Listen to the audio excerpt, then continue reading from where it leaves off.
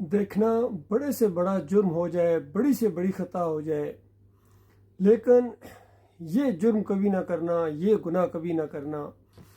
یہ ایسا گناہ ہے کہ اس گناہ کے ہوتے ہوئے کوئی عمل قابل قبول نہیں ہے، نہ صلاۃ یعنی نماز قبول ہوتی ہے، نہ صوم روزے قبول ہوتے ہیں، نہ زکوٰۃ قبول ہوتی ہے، نہ صدقات قبول ہوتے ہیں، نہ عمرہ قبول ہوتا ہے، نہ حج قبول ہوتا ہے۔ اور ساری زمین اگر آپ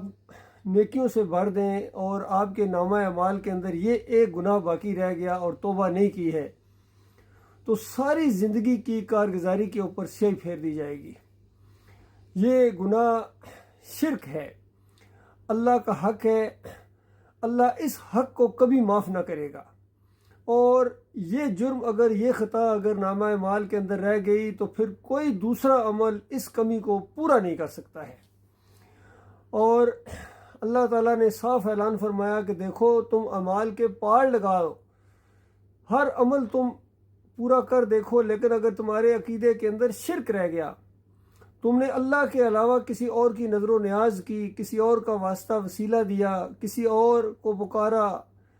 جس طرح مشرکین مکہ پکارتے تھے، یا ابراہیم کسنی، یا لات بابا، یا منات بابا، اور آج کے لوگ پکارتے ہیں یا علی مدد، یا رسول مدد، یا غوث مدد۔ یہ وہ جرم ہے، یہ وہ شرک ہے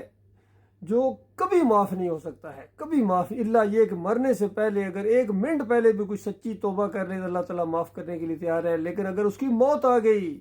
اسی طرح پکاریں لگاتے ہوئے، نظر و نیازیں کرتے ہوئے، 11ویں کھاتے ہوئے، میلاد مناتے ہوئے، امام زامن باندھتے ہوئے،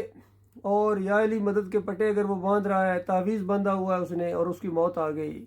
یا کسی مسلک کے اندر ہے، آج کے جتنے مسالک پائے جاتے ہیں، بریلوی ہو، دیوبندی ہو، اہل حدیث ہو، سلفی ہو، حنبلی ہو، سعودی ہو یہاں کا، اور وہ ان اجرتی مولویوں کو اپنا امام مانتا ہے، ان کے پیچھے نمازیں پڑھتا ہے، تو اس کے بعد وہ اپنے ایمان کی خیر منائے، پھر وہ ہمیشہ ہمیشہ کی آگ کے اندر رہے گا، اپنے پیروں کے ساتھ، مولویوں کے ساتھ، سیاسی لیڈروں کے ساتھ، وڈیروں کے ساتھ، اپنے افسران کے ساتھ، اگر وہ ایمان کے اندر یہ کمی کوتاہی لے کے گیا ہے۔ لہٰذا میرے پیارے بھائیوں، بزرگوں، قوم کے لوگوں، بھائیوں اور بچوں، بچیوں، بہنوں، ماں اور قوم کی بیٹیوں،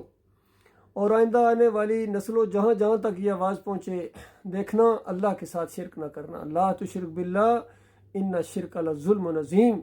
شرک بہت بڑا ظلم ہے جس کے اندر آج پوری قوم مبتلا ہو گئی، جس کی معافی نہیں تھی وہی جرم انہوں نے کیا ہے، اور اٹھتے بیٹھتے یہ پکاریں لگاتے ہیں، لبیک یا رسول اللہ، لبیک یا حسین، یا علی مدد، یا غوث مدد، یا بری کر کھری، یا باؤ الدین بیڑا دک، حق باہو بے شک باہو، محی الدین چشتی پار لگا دو کشتی، غریب نواز ہیں آپ۔ یہ وہ جرم ہے امت مسلمہ کا، اور ان مولویوں نے اور پیروں نے ان کا مال بھی کھایا ہے اور ان کو اللہ کے راستے سے بھی روکا ہے۔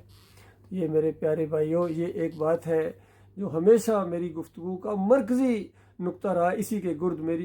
اسی کے گرد پوری زندگی میری گزری ہے اور گزرے گی انشاءاللہ، کہ میں اپنے بھائیوں کو یہی بات بتاتا رہوں گا کہ دیکھنا یہ جرم نہ ہو جائے، اور بالفرض یہ کبھی کیا ہے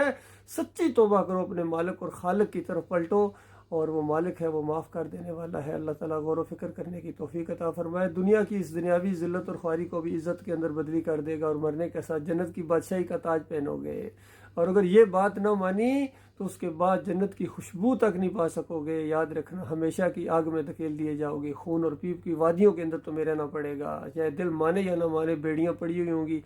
گلے میں توق پڑا ہوا ہوگا، اور ہمیشہ جہنم کے اندر تمہیں گھسیٹا جائے گا۔ اللہ اس خوفناک انجام سے اپنی پناہ میں رکھے، آمین یا رب العالمین۔